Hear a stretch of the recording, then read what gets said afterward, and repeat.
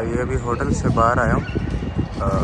आप चेक कर सकते हैं, बहुत अच्छा वेदर भी है, ओल्ड बिल्डर है। यहाँ पे बच्चे खेल रहे हैं और इनकी माएँ बैठी हुई हैं और ये सारे फ्लैट्स हैं।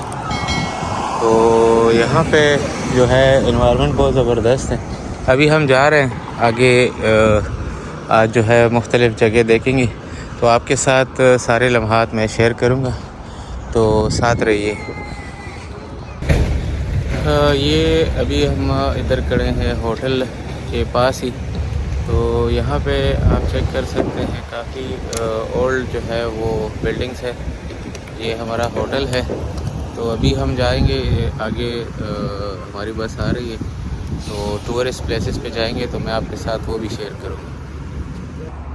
रशिया में एक चीज़ है कि ये कैनाल जो है हर जगह पे ये पानी वगैरह काफ़ी इन्होंने अच्छा वो डेवलप किया हुआ है। यूरोप के वाइब्स दे रहे हैं यहाँ पे, बिल्कुल यूरोपियन जो इटली, स्पेन, नीदरलैंड वगैरह है, तो ये उसी तरह के यहाँ पे गाड़ियाँ और यह सारा कुछ है, आप चेक कर सकते हैं। आगे भी मैं आपको दिखाऊंगा, लेकिन बहुत अच्छा लग रहा है।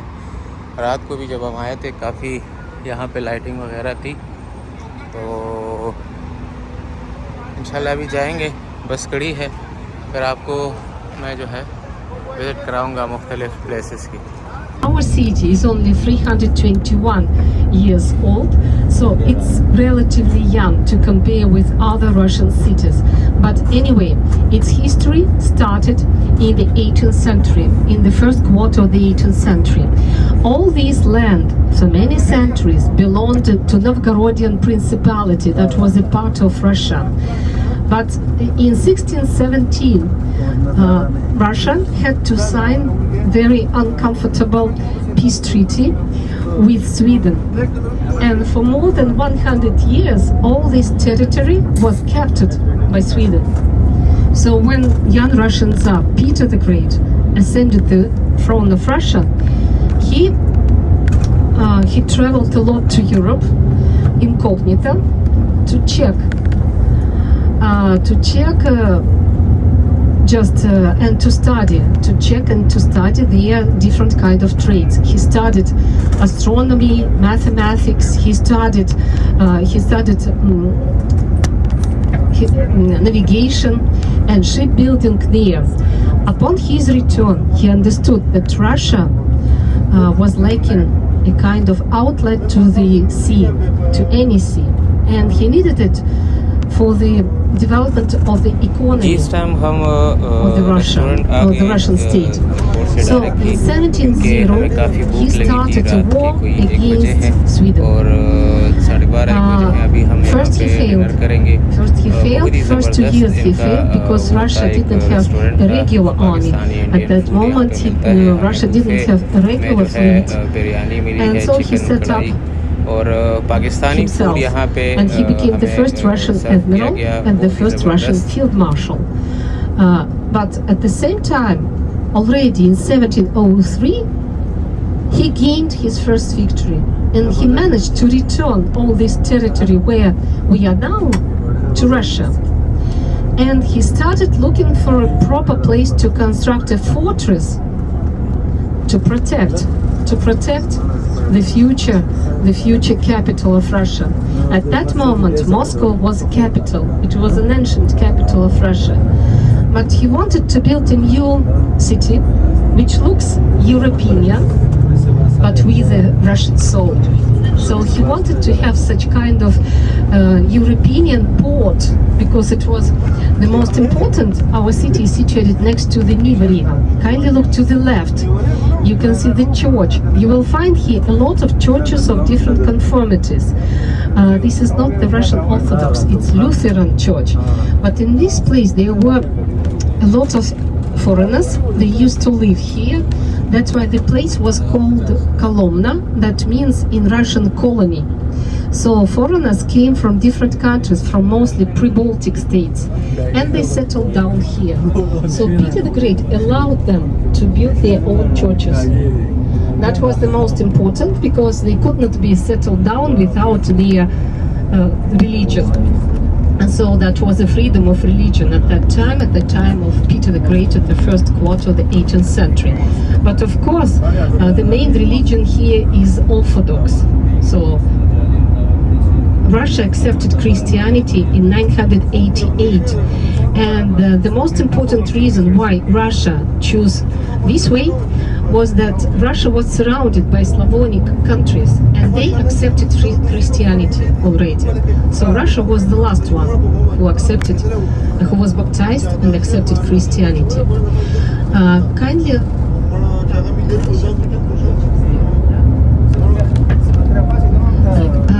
look to your left. You can see the building which looks like a palace. In fact, it belonged to the owner of the factory who sold paint.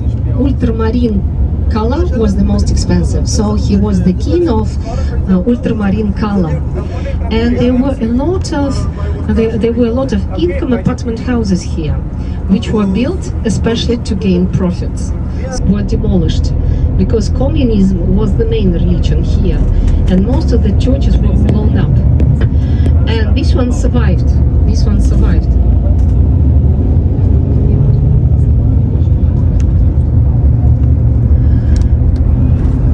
Я поняла. So there is a nice garden nearby, and this one survived here.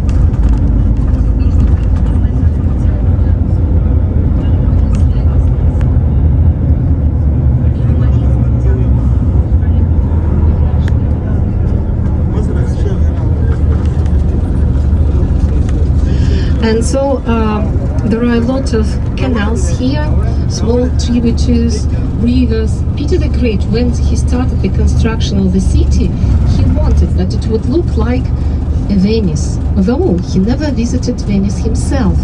He spent few months and even years in Amsterdam, in Holland. That's why he liked the location of our city a lot, and that's why he took into consideration its location when he started the construction of the city. And so again we will pass by St. Nicholas Cathedral. So what I was trying to tell you, that during the blockade from 1941, 1944, during this great patriotic war, then fascists surrounded Russia, surrounded St. Petersburg, and there was a siege here. This cathedral to the left was among the two opened cathedrals that were open to public, though it was the time of communists. But Stalin allowed to open the cathedral because he understood that people need to be supported by the God. Those who believed, before going to the front, they went to the cathedral for praying there. Now it's restored, it's open to public, and it's one of the most beautiful station, a metro station nearby. We have the deepest metro stations here in Europe, the deepest in Europe. And keep looking to the left, the green building. It's a very old Mariinsky Theater and Opera House. It was called after Maria, a wife of Alexander II. So it's very popular place of entertainment, and for the first time opera written by Glinka in Russian language. Before it, all the operas were in French, German and Italian languages, but the first opera in Russian was performed here. Behind it you can see new construction. This is Mariinsky Theater number 2. When the theater, the first one, was under restoration, so they built another one, Mariinsky Theater. So to the right, this is the monument to one of the greatest composer, Rimsky-Korsakov, and he wrote a lot of operas which became well known here. And we are right in the city center. It's very popular.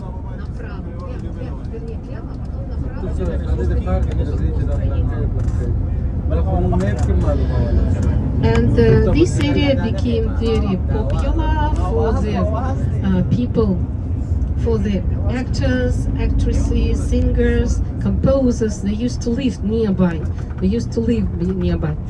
But we are going to cross the bridge, which has a very romantic name. It's called Kisses Bridges. But not because everyone was kissing there. Just the name of the merchant who paid for the construction of the bridge was Поцелуев, that means kissing. But they say, keep looking to the left, you can see an island, artificially made island. So there was a prison there. So those who were sent into the prison, they say goodbye on this bridge, and so they kissed their beloved one. On the other side, there are some places, the grills, and keep looking to the right, you will see huge estate and the yellow palace with white columns here. It's the former palace of Yusupov's family. Yusupov's dynasty was one of the richest in Russia before the revolution. So they owned only 4 palaces only in St. Petersburg. So they originated from Tatar and Mongol. Originally they were Muslims, but they, in the 17th century, they turned their religion to Orthodox because they served for the Russian Tsar. And they were very rich family and a very interesting dynasty. After the revolution, they managed to immigrate. That's why they survived. The family survived. Now they lived in Greece, in France. So the building to the right originally was a church, but it was the Protestant church. In Soviet time, they turned it into the House of Soviets, and that was a club for entertainment. Now it's under restoration, and we are driving along the street, which was called a big seaman street, because mostly seamen used to live here. Keep looking to the left, you will see just a balcony, a building with a balcony and some giants.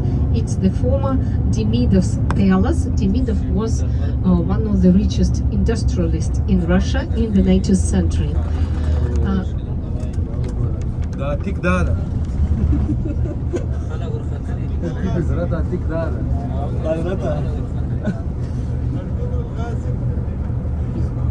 Keep looking to the right.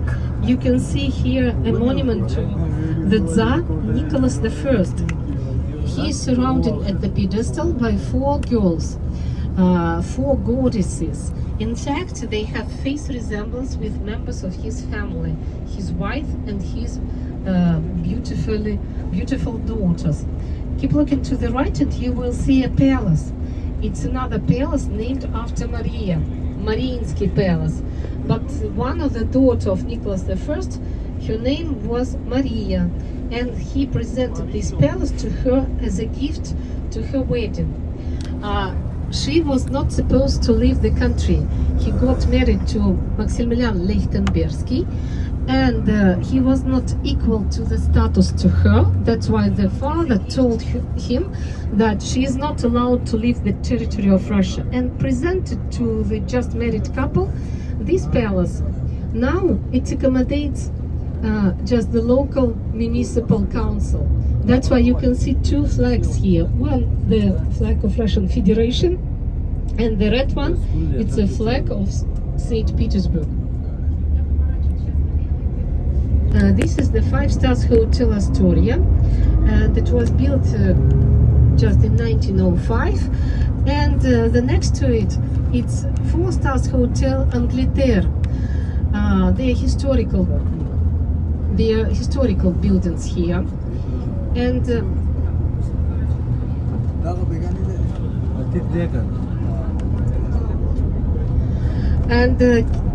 keep looking to the right. This is one of the most beautiful cathedral here. It's called St. Isaac Cathedral. St. Isaac was called in honor of St. Isaac. He was a monk.